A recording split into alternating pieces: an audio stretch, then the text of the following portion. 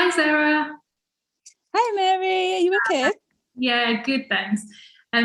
So this is Sarah Gray. Your business is called Bloom and Gray, and Yeah, you're a flower farmer. So yes. I wondered if you want to just kind of introduce yourself a little bit as to what you do, where you are, all that kind of general stuff. Yeah, I started Bloom and Grey back in 2017, and I'm in East Yorkshire, in the UK, obviously. And I grow on about half an acre, which has it sort of started off on about quarter of an acre, and now I grow on half an acre and have a polytunnel and I have a teepee as well where I run lots of workshops here on the farm. So there's lots of different things going on, which is it sort of keeps the business diversified. And what else? Yeah, so mainly I sell my flowers to um, brides and grooms who want to arrange their own wedding flowers. In the past, I've done a few farmers markets as well, but obviously because of COVID, I haven't done many farmers markets for the last sort of 18 months. And I do lots of workshops with the flowers through summer. We've just started doing like a picture and bouquet workshop, which has been really good. And at Christmas, we do lots of Christmas wreath making workshops and things, which are always really popular. So yeah, that's a basic rundown of Bloom and Grey, I suppose. So tell me about the kinds of flowers, like what kind of varieties do you grow on your farm? I suppose we just grow a wide range of everything. I've given most things a go um, since I've started the business. So the things that I tend not to grow, I don't grow a lot of roses because I find them a little bit too tricky to grow. I like to grow things that are easy to grow in our climate and not try too hard to grow things that aren't necessarily adapted well to our environment. So I have my flower farm is split into two fields. So I have a field at the front, which I'm trying to create like a perennial flower area. So there's lots of perennials in there, and I'm trying to just add to it all of the time. And then I have like an annual field around the back. So there's lots of annual varieties in there that I try to grow in succession, like sunflowers, cornflowers, cosmos, those kind of things. And I like to grow unusual kind of things. Like this year, I've been growing a lot of artichokes, which I just love using in arrangements. And people always comment on the artichokes in the bouquets. I just think they add a little bit of an exotic feel to the arrangements. So Yeah, yeah, I love that. I love things like brassicas in bouquets as well. They're just kind of a bit of a yeah, like little something that looks a bit like a cabbage in the middle of your flowers, and it actually.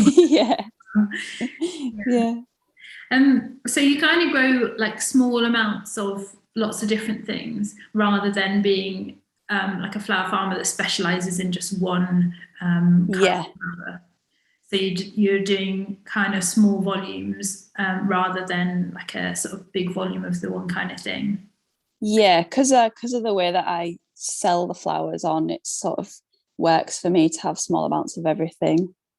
Yeah. So you do things like you would provide a bride, say, with like a few buckets of flowers that then they can do their own like table centers and things for and basically make their Yeah, own stuff. You also have a an honesty box at the front of your yeah, and do yeah, just like your own sort of bouquets of whatever's growing and flowering at the time, which is really cool. So they're always like totally fresh and totally in season.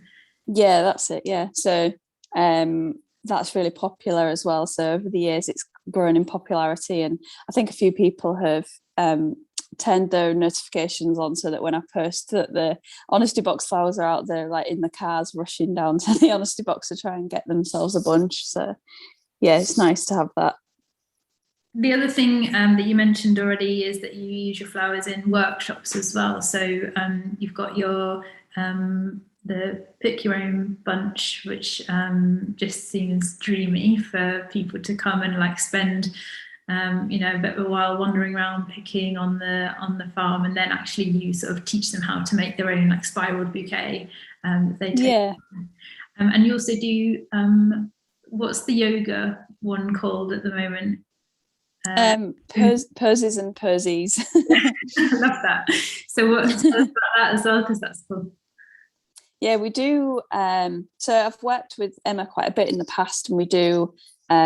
Usually it's on a Friday evening, so people come and wind down after a week at work, and they have a couple of hours of restorative yoga, which is really relaxing for them, and they get to enjoy the sounds of the farm and the quietness that we have on summer evenings, which is nice. And then at the end of the session, they get to take a bunch of flowers home from the farm as well. So everyone seems to really enjoy that class. So I'm looking forward to, I think we've got one more this year, and then we'll probably start again next summer.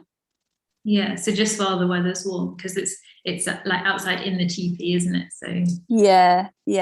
So I mean, maybe in the future, if we can keep the teepee warm enough, we'll do it through the winter. But we'll just have to see how it works out. Yeah. So while I'm in Yorkshire at the moment, I came down and visited you because you're just sort of down the coast from me now at the moment. Yeah. And we were chatting, and one of the things that I quite like is that you, a bit like me, are a lapsed biologist gone rogue. Yeah. So you did marine biology as a degree, is that right? And yeah, just sort of say how you actually got into flower farming from that. Yeah, so I did my degree in marine biology, and I started a master's degree at Hull University, which is local to here. And it ended up being quite computer based, and I was in the office a lot, and that just didn't sit well with me. I just didn't like being cooped up in indoor situations. So at the time I was planning my wedding, so I was thinking it would be cool to be able to grow my own flowers for my wedding. And so I started trialing it, and every day when I was at uni, I was just sat at my desk thinking, oh, what seeds can I order now? And when I go home, I wonder what I can start sowing, and I can spend some time in the greenhouse and looking after my plants. And I was really enjoying that. So I came to the decision to leave the master's degree just because it wasn't really making me very happy at the time. So I started to think maybe I could give this flower farming thing a go, because we're already on the farm, and there's land available for me to use for free, which is good. And so I thought I would just give it a go, and it seems to have gone well. Yeah. So you yeah, married into the farm because your husband, it's his like his family's farm that you live on, isn't it? And that you're on. So that was, you kind of like a ready-made option for a flower farm, which is and I really give credit to the people who have to go out and rent land and things, because it would have been extremely tricky for me to have to pay rent on land and set up the business at the same time. It would have been very difficult. So hats off to the people that managed to do that, because it must be very difficult. Yeah, that's so true. You don't really think about that, but like getting like a flower farm started is even harder in lots of ways than starting any other kind of business, because you can't get away from the amount of time that it takes for you to actually have something that you can sell and make money from. Yeah, definitely. So one of the things that I found really fascinating, or just like I came away really thinking that I reckon other people would find that interesting, which is why I asked you if you wanted to have this chat, was just like a bit of insight into what someone else does, someone else in the same kind of industry as me, in floristry, but a completely different side of it. So I wondered if you could just like tell me a bit about kind of like what a typical day looks like for you, and then maybe how that changes throughout the year, because obviously what you do is incredibly seasonal. So I'm assuming that a typical day isn't very typical, but maybe like a few examples of how it changes during the year. So I guess maybe if I start off in February, which I would class as the start of the season, that would maybe we can go through the season from February. So in February, obviously, mid-February, I start doing seed sowing to get ready for the season ahead. So I'll spend my days getting ready for seed sowing, and I think last year I sowed 3,000 seeds in like a couple of weeks, and then obviously and then weeks after that I will do successions of other things, but next year I'll probably end up growing more. But it's basically just lots of seed sowing, lots of looking after the seedlings, potting them on, and just general seedling care, and making sure the beds are ready for the season ahead as well, because there's not much in the way of flowers at that time of year. We don't really start producing any flowers until April time.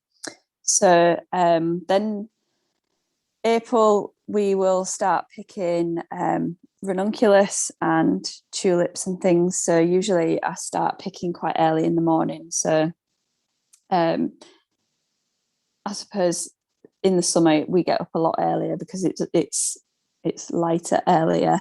But yeah, as soon as the sun comes up, we'll start picking and conditioning things for a few hours, and then I'll spend the day putting bunches together, either for the honesty box or for any orders that I've received. And then at the same time, I'll still be getting the beds prepped ready for planting out. And then in May, we start planting everything out once we know that we're not going to get a frost anymore. So that's usually like morning to evening planting all day, every day, just to make sure we've got everything in ready so that it can start growing in the ground rather than in the seed trays, and I don't have to look after them in the seed trays anymore.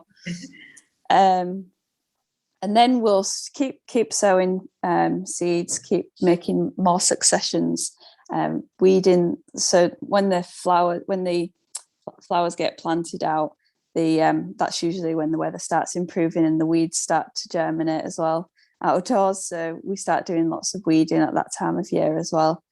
And then maybe our first hardy annuals will be ready around that time. So we'll start picking those as well and putting those into the bunches. So that's really the busiest time of year, is early spring, when you've got all of the planting and cutting flowers and putting bunches of flowers together. And then people obviously start doing their weddings at that time of year, and farmers markets and things start. So yeah, it gets really busy from that time onwards. And usually I'm working from like 5 o'clock in the morning till kind of tea time, and then maybe I'll pick again in the evening depending on what orders are in as well. And then we just do that through till about October time, I suppose. And then so in September I'll start sowing again, ready for hardy annuals to be planted out next spring, or to be harvested next spring. What kind of flowers are you talking about? As I said to you when I visited you and Kate, I sort of lent my very inexpert skills and did a bit of planting with you, but I am quite keen and I love gardening, but I don't really know that much about it. So what kind of varieties do you mean when you talk about hardy annuals and perennials and things like that? So like the hardy annuals that I'll sow in the next week or so will probably be cornflowers, larkspur, nigella, the kind of things that will tolerate the cold over winter. So we'll sow those now, and over winter they'll develop a nice strong root system underground, and then as soon as the weather starts warming up, they will just shoot up and be ready before any spring sown hardy annuals. So you sow them every year, but they are the ones that are sort of tolerant of the winter, basically. Yeah, so we try to. So also I will sow them in autumn and in spring. So we'll have like a early succession of autumn sown next spring, and then the spring ones will just flower a little bit after that. But usually the autumn sown ones are nice and strong when it comes to flowering next year. Okay, sorry, you carry on. So that's like your autumn jobs, is like sowing those seeds for the following spring. Yeah. And then we'll start ripping things out as soon as they stop flowering. So there's a few things that were flowering early summer that have finished now. So that all needs pulling out and start the bed prep again for next year. So we'll add lots of compost to the beds and make sure they're ready for planting in either this autumn or for next spring. And then usually I have a project on over winter. Like last season I did the shipping container conversion, or something like that, which keeps us busy over winter because there's less work on in the winter, but it's nice to still have something on the go. Yeah. So your shipping container, speaking of that, you literally started off with a shipping container, like completely just as it comes, and now it's like your kind of studio basically, where you days and do a bit of drying as well, and it's really beautiful, and it's got like a wood burner in and stuff. It's just like incredible what you did with it. It's got French doors and stuff. It's from I'm really looking forward to using it this winter actually. Because I've got the log burner in there. Usually when I make wreaths every winter, it just feels a bit like a form of torture doing it outdoors, but this year I'll be nice and cozy in the shipping container doing my wreath making, so it'd be good. The florist's dream is to be wreath making in the warmth. Using cold hands trying to wire things. So what, like throughout the year, obviously that's kind of it feels like if everything goes to plan, this is how it all works, but I'm guessing it doesn't always go to plan, and that there are a few or probably plenty of different like points where things can go wrong or kind of disasters that can happen. Definitely, yeah. What kind of things are they, and what experience do you have of those? Well, I think every year you come across something new that causes issues. This year it's been slugs. We've had so many slugs this year that I haven't really had to deal with before. So every year is a new challenge, and you learn how to deal with it when it comes. But it's usually something pest related or weather related. So this year as well, the weather has been really challenging. So I think a lot of people have had a very tricky season this year just because of the cold weather, the wet weather, the dry weather. There's just been a mixture of all kinds of extremes in weather conditions. So you just have to sort of roll with the punches and just try and make the best of what you can. So this year's just been really tricky, but every year you just say, well, I hope next year is going to be a little bit easier. And you did, because you have a YouTube channel as well where you do videos of different things that you're doing in the farm throughout the year. And one of the videos that I really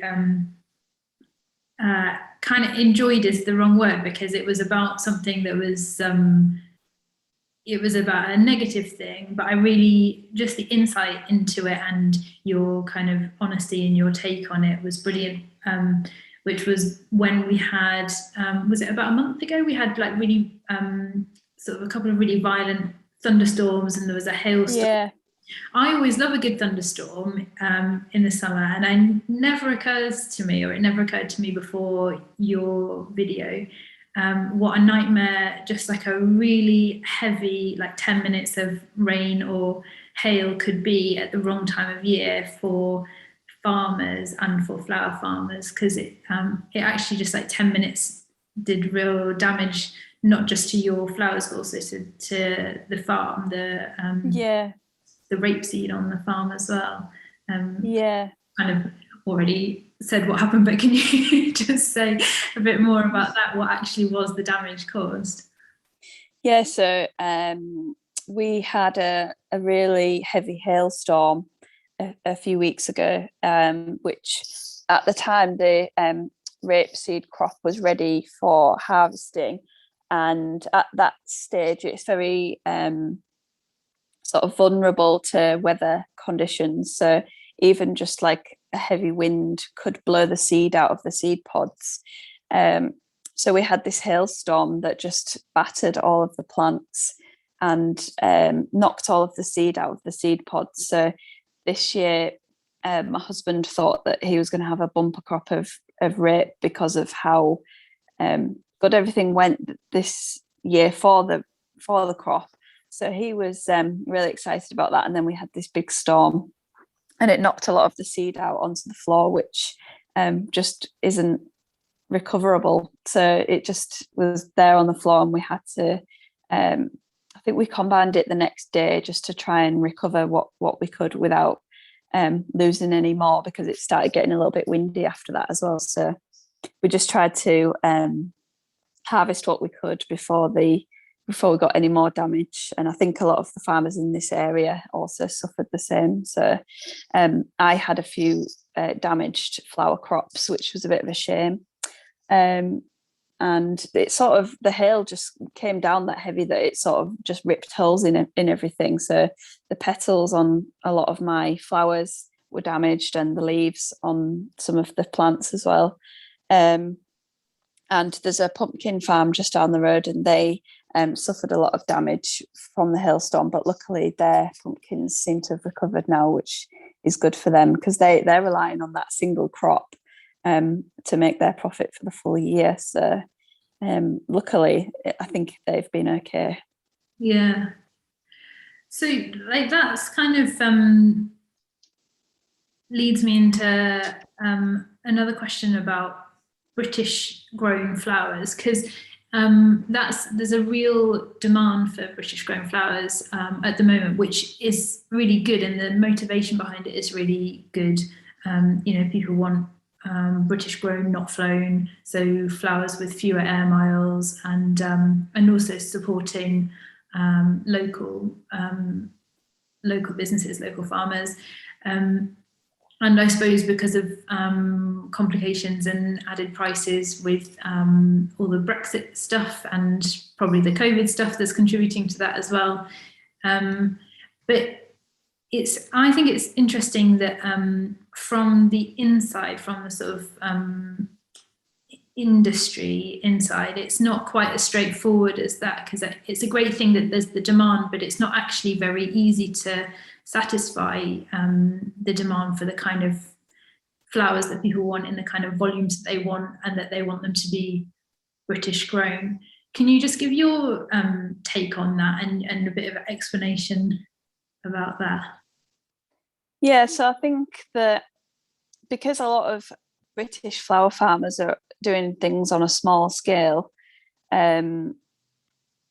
when we're all working independently, it is quite difficult for florists sometimes to be able to purchase from British flower farmers. But I'm hoping in the future it will be a little bit easier for people to purchase from flower farmers, maybe with like collaborative hubs where people can purchase flowers from a number of different flower farmers. Which will hopefully make it a little bit easier. But it's nice to work with the florists who do have a keen interest in using British flowers and are willing to stick at asking the question sort of constantly about what you've got available, and are happy to sort of take the different varieties that we grow. So it's difficult because if I'm growing like a small crop of something, I can't always guarantee that that's going to be successful because of weather damage or pest damage, for example. So I think the customers that I have, I don't mind, they sort of don't mind what varieties I give them as long as it's in a sort of colour palette. But I think that a lot of traditional florists go with like they have to use a specific varieties possibly. So I think maybe florists could be a little bit more open to using different varieties and things. So I guess it's just a good idea to maybe get in touch with your local flower farmer and go and have a look around and have a chat with them about what they can offer you, and hopefully you can come up with some kind of partnership so that you can both sort of get what you want out of the relationship. Yeah, because it seems like you say, either or maybe a combination of flower farmers kind of collaborating so that you can be growing things that florists want, but also florists being a bit more flexible with what they want and when, and what they're a bit, because I think florists are very used to just kind of having the flowers that they want on demand. Markets in Holland, and even lots of things that were very seasonal now are available a lot more of the year than they used to be, and people kind of get used to that, but it's not necessarily realistic to then expect that from British flower farmers, because there's not that same kind of industry built up yet anyway that they have in Holland or in other flower producing countries, where there's just field after field of the same flower, or huge greenhouses of the same flower. Yeah. So it's just it kind of requires a difference in mindset about what kind of flowers you want and when, in order to have British flowers, which I think is like what I kind of think should be the first step, is that we should be wanting British grown flowers. So we kind of have to take what we've got to start with, and then hopefully that will help to grow the industry so that it can grow itself and start giving more of what what it has the potential to give. Yeah, definitely.